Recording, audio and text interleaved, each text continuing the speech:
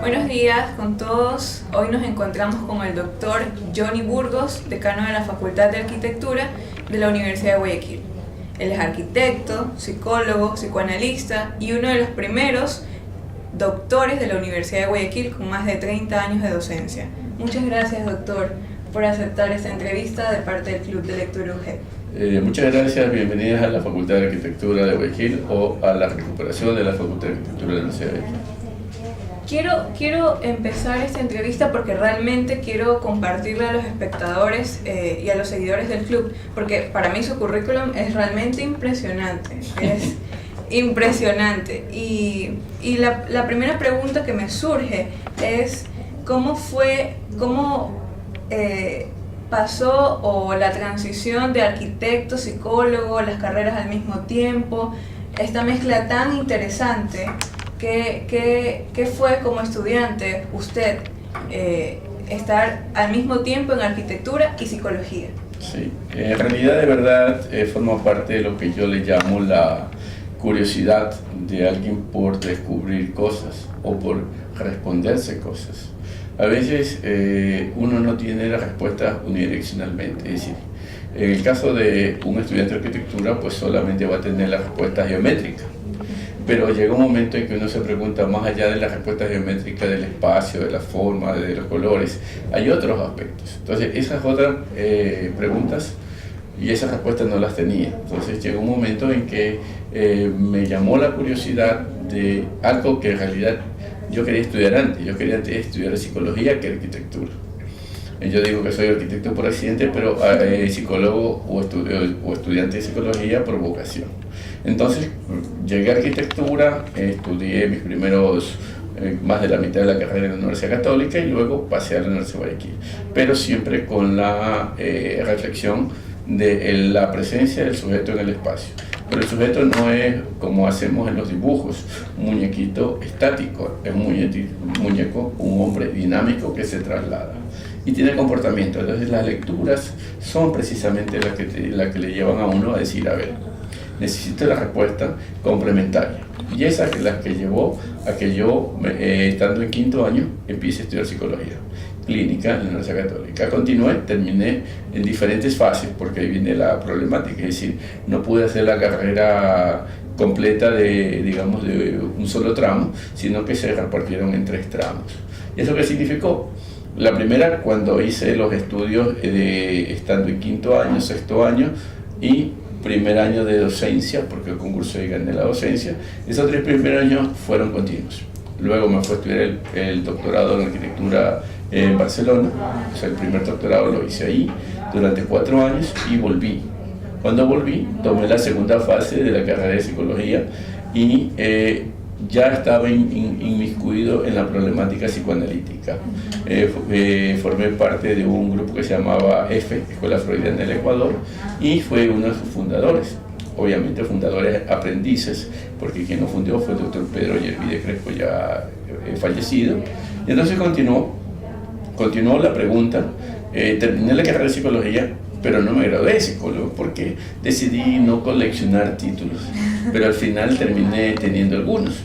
Entonces eso me permitió continuar más en profundidad lo que era el psicoanálisis, responder al sujeto del inconsciente en una dinámica de un espacio fijo, no dinámico. Entonces siguieron las preguntas y ahí surgió la carrera de filosofía. En algún momento yo creo que estudiaba yo era arquitecto, estudiaba psicología, estudiaba filosofía al mismo tiempo en la Católica de Quito. Me dinamizaba de tal manera de que era guayaquileño de lunes a viernes y tenía de viernes, sábado y domingo. Y se podía porque precisamente la Universidad Católica tenía la carrera de filosofía. Como filósofo, no como profesor de pedagogía ni nada, filosofía pura. Claro, entonces se creó una licenciatura para profesionales y me invitaron a participar, pues participé de ella durante 3 años, continuos, o sea, todos los fines de semana, menos Navidad y Año Nuevo.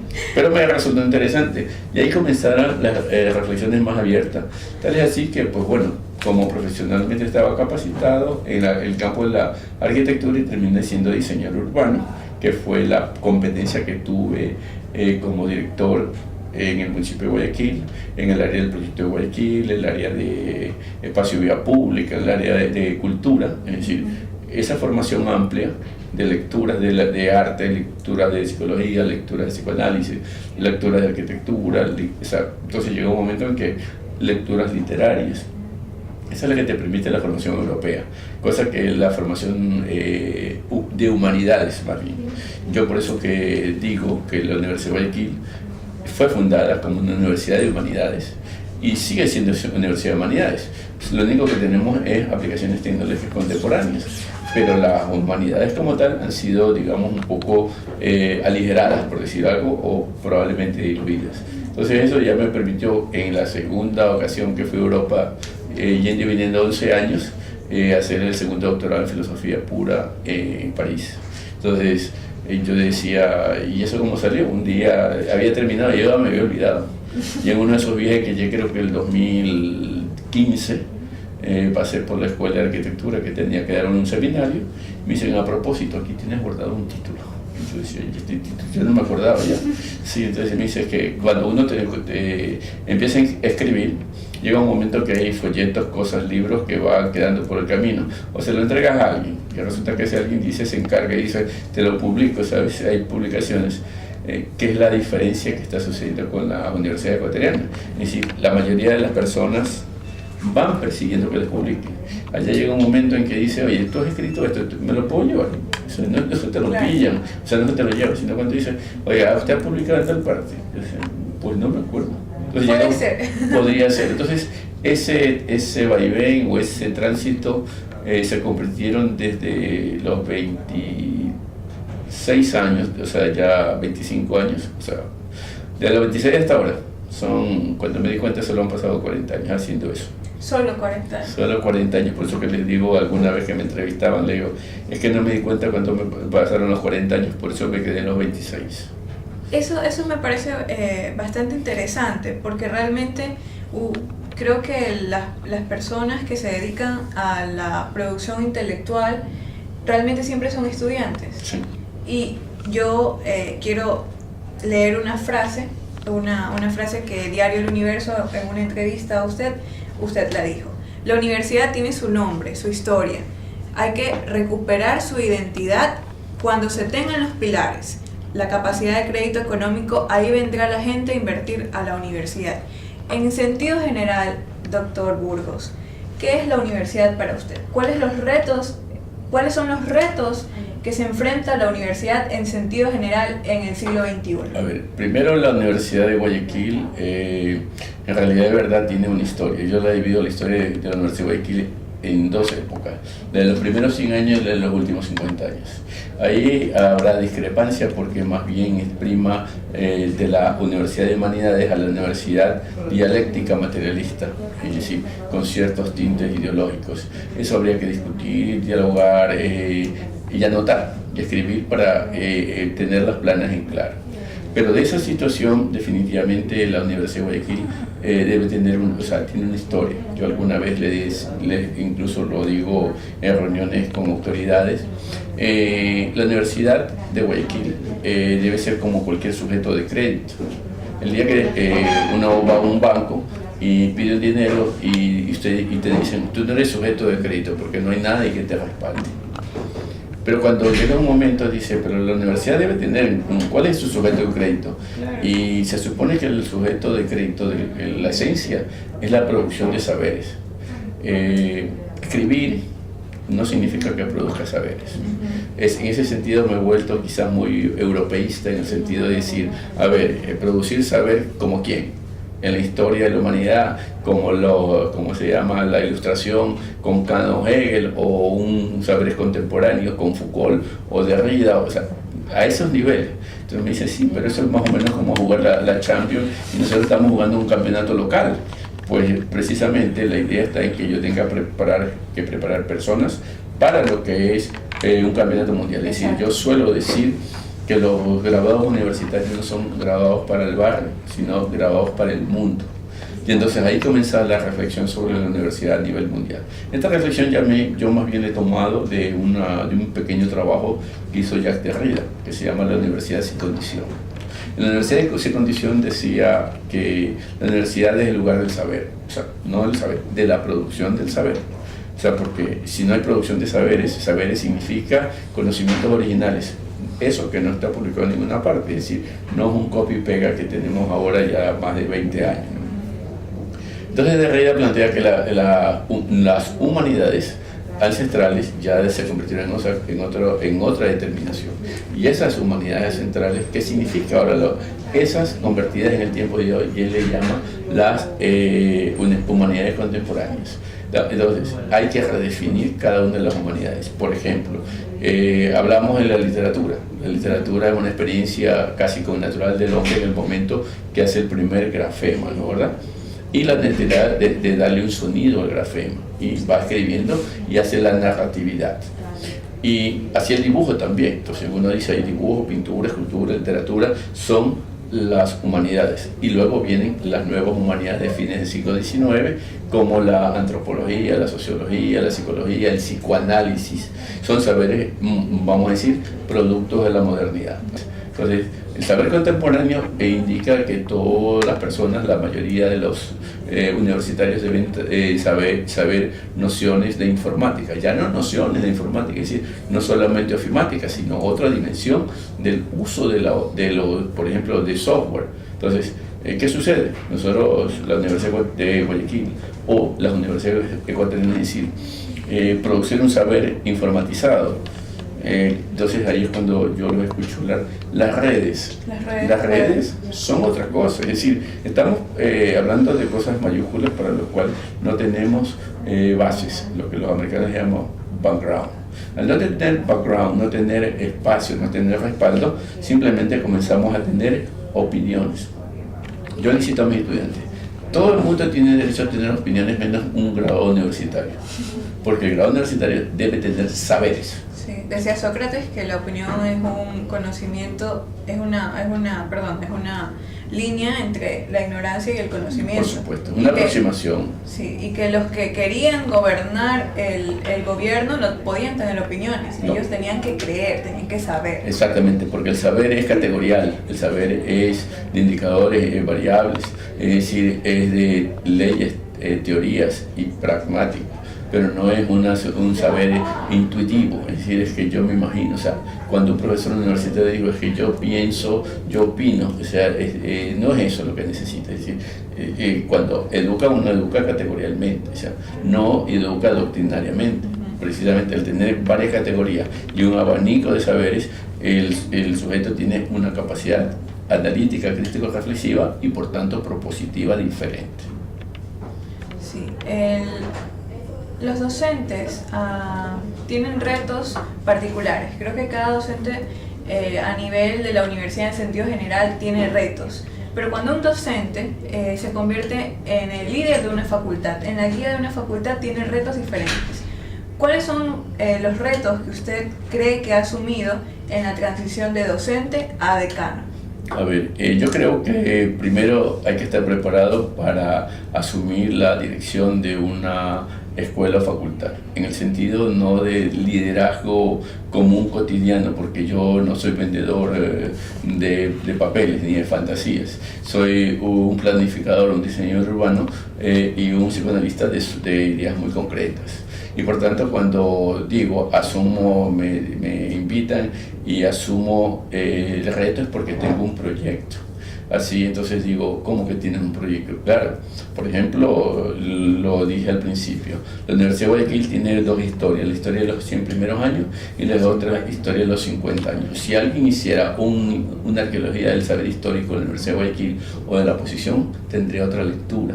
Es decir, si Foucault viviera y lo tentaría, hazme el análisis histórico y comenzaría facultad por facultad. Y entonces nos daríamos cuenta que, por ejemplo, la primera facultad que no se dio el seminario mayor, porque nosotros somos producto de un seminario mayor, con el doctor Luis de Tola de Avilés, que es realmente quien fue su primer rector.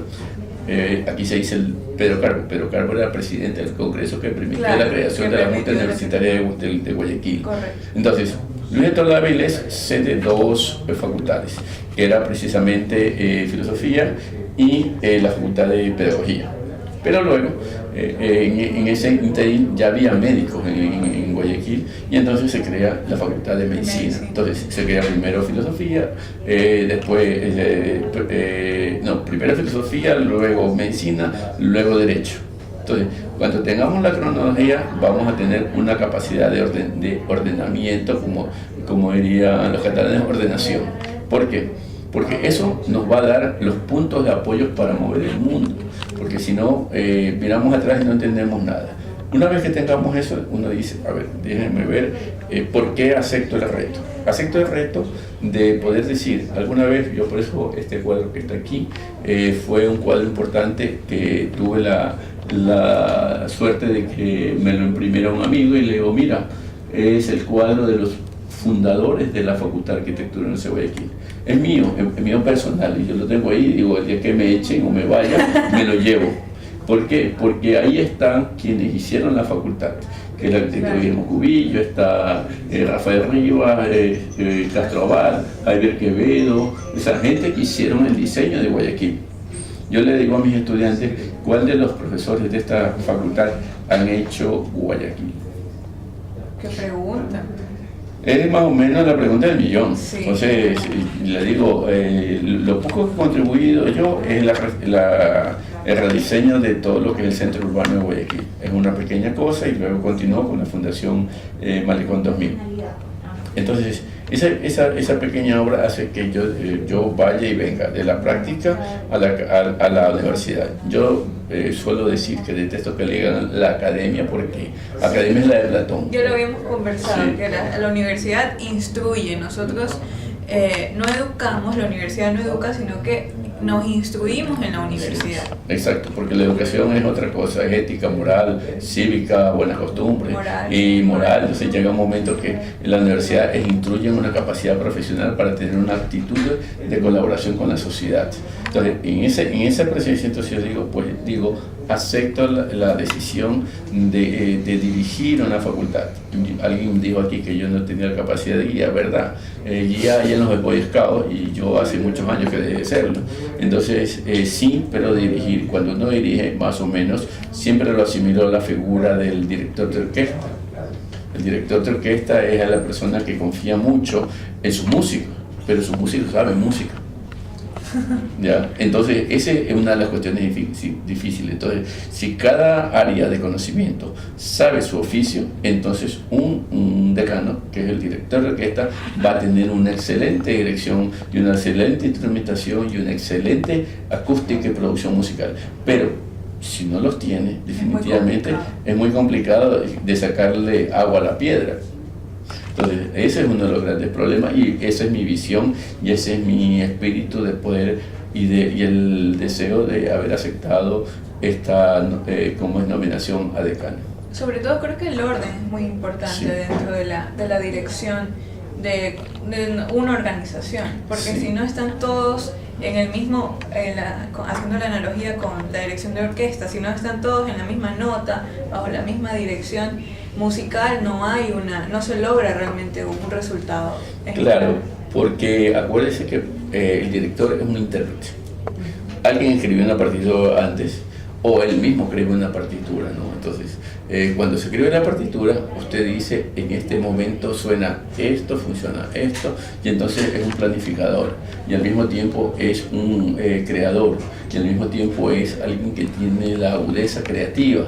Entonces no es solamente no es un ordenador en el sentido de dar orden, sino es un ordenador en tanto que planificador para un nuevo proyecto. Entonces, esa es la diferencia. Entonces, tiene que verse eso, porque si no se ve, difícilmente se va a lograr proyecciones. Es decir, este proyecto o cualquier proyecto dice es en el año 2019, pero debe funcionar hasta el 20 o hasta el 30 o hasta el 40. Entonces, de manera tal que a mediano plazo y a largo plazo tienen que surgir los nuevos proyectos. Es decir, no es un proyecto eterno, es decir, tiene que ser dinámico, tiene que ser estructurado, tiene que ser consistente y tiene que ser persistente. Y eso se perdió hace 50 años. Yo quiero, para finalizar esto, realmente siempre es muy grato conversar con usted.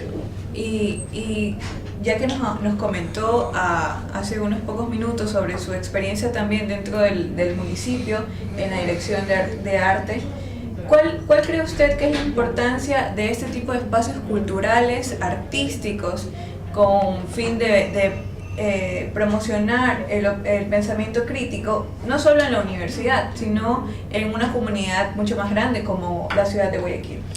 Mira, en realidad aquí tendríamos que enfrentar lo que se llama la definición de cultura. Cultura en realidad es un término alemán, Kultur, es decir, aquello que identifica una sociedad. Entonces, la sociedad produce elementos significativos que lo hacen cultura. Por ejemplo, la expresión musical es una expresión de identidad cultural en su sociedad. Entonces, lo entiendo. Entonces, se supone que nuestra expresión de identidad cultural es el fútbol, ¿ya?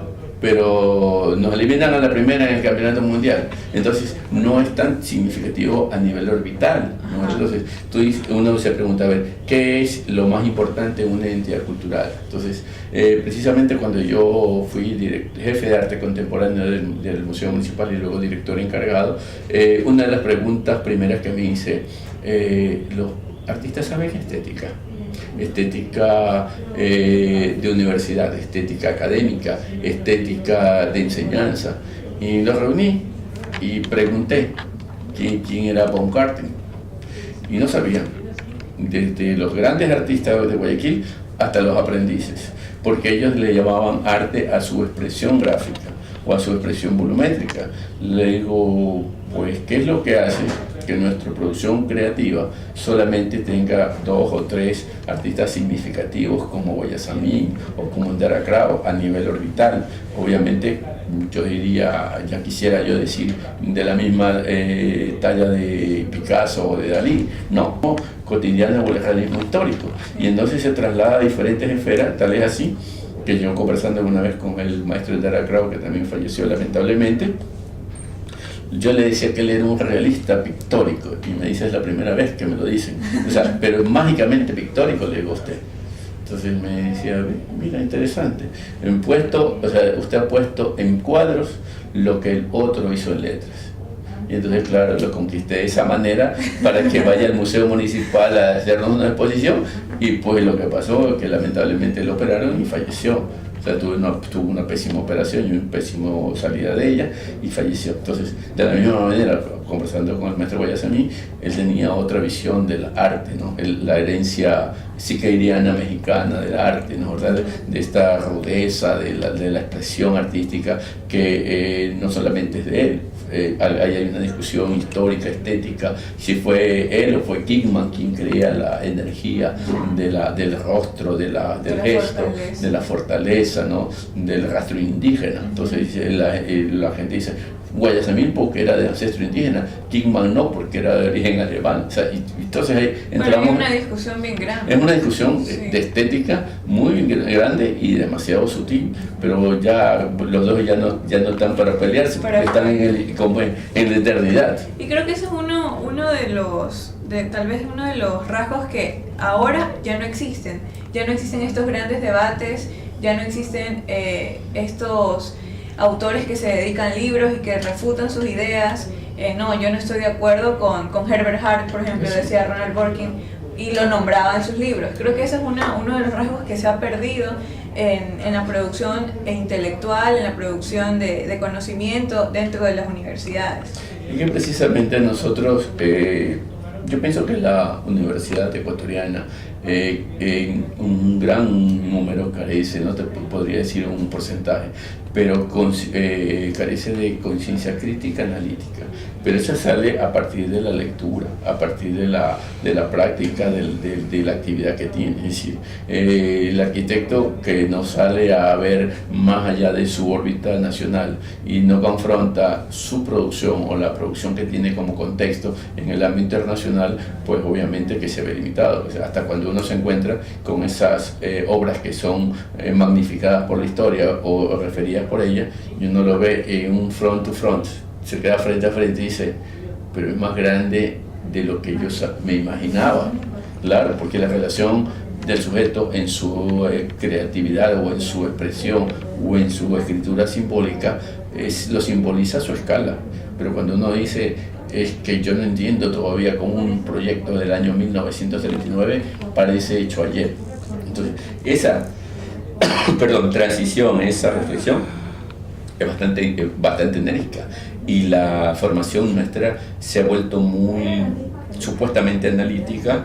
Hemos tenido una influencia de poscrítica sin entender lo que es la posmodernidad, y entonces llega un momento en que se mezclan valores, se mezclan teorías, se mezclan y no se produce una teoría. Es decir, yo les suelo decir a los estudiantes, ser teórico es una linda aventura, pero es bastante triste, porque tienes que estudiar más o menos 40 años para decir, tengo mi posición teórica, y que en el contexto internacional de pronto te escuchen. Yo suelo decir aquí, yo suelo dar la misma clase en Nueva York, en Barcelona, que en París y en la Universidad de Guayaquil, y no me lo creen, pero yo se los digo, que es lo que yo siento y lo que hago. Pero claro, cuando voy viendo los rostros, voy viendo otras expresiones. Okay. No hay lo que dicen el retorno.